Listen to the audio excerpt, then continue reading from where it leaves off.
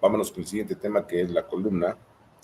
Esta columna se lo explico, yo la tengo que escribir los sábados en la mañana, perdón, porque se llama AMLO impugnará la victoria de Xochitl, porque es una entrega que va a muchos periódicos de provincia, y los periódicos de provincia no trabajan el domingo, entonces dejan su edición lista y solamente dejan una guardia que le llaman para el domingo para meter las noticias pues de última hora.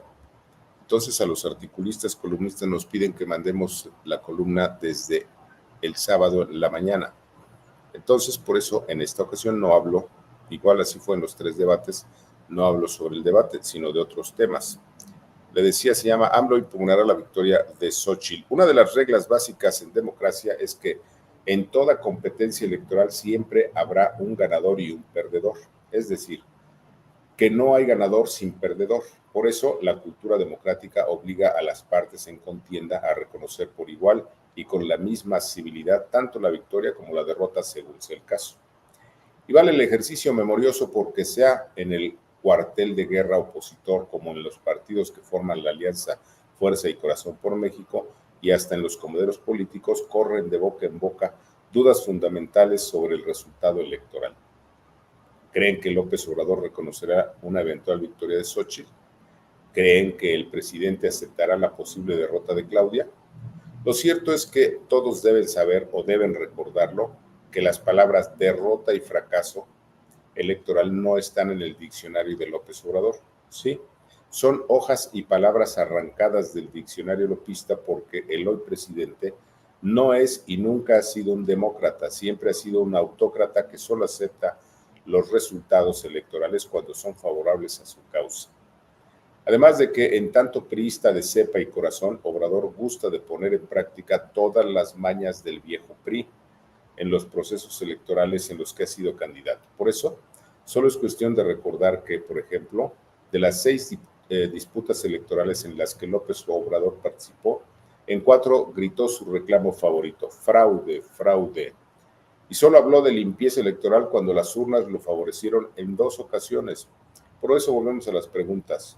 ¿Por qué, si nunca ha reconocido una derrota, hoy López habría de aceptar que la opositora Xochitl Gálvez pudiera derrotar a la oficialista Claudia Sheinbaum?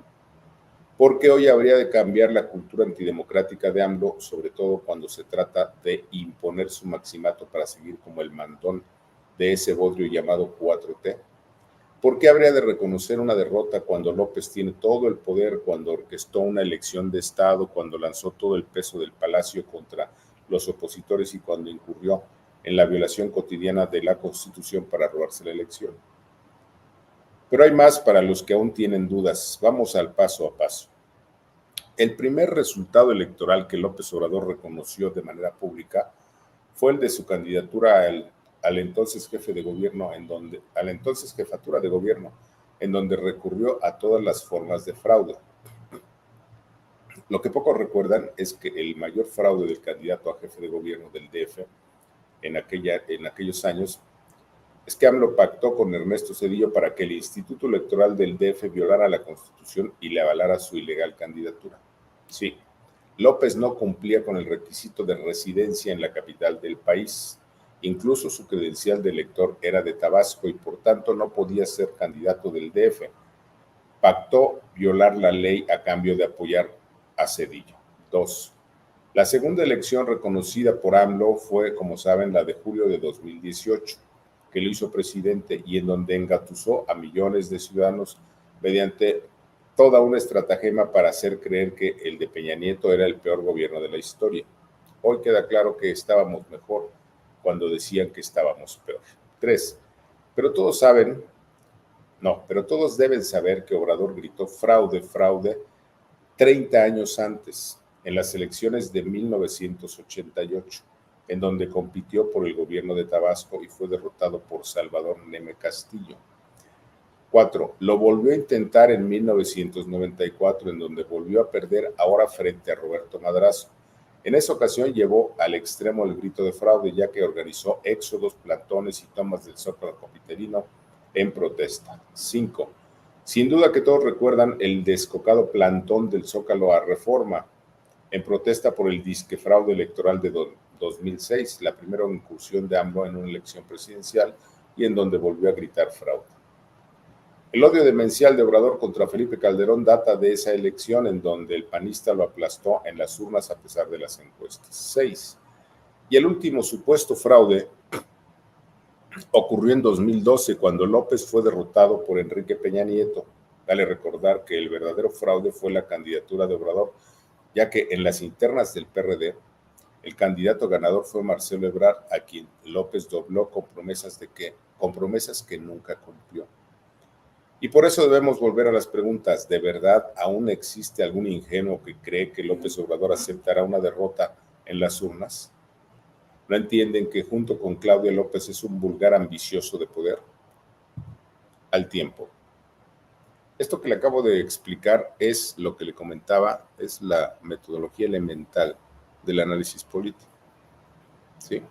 Cuando uno quiere ver quién es un político, qué puede pasar en un evento político en donde participa ese político, bueno, pues hay que ver los antecedentes de ese político.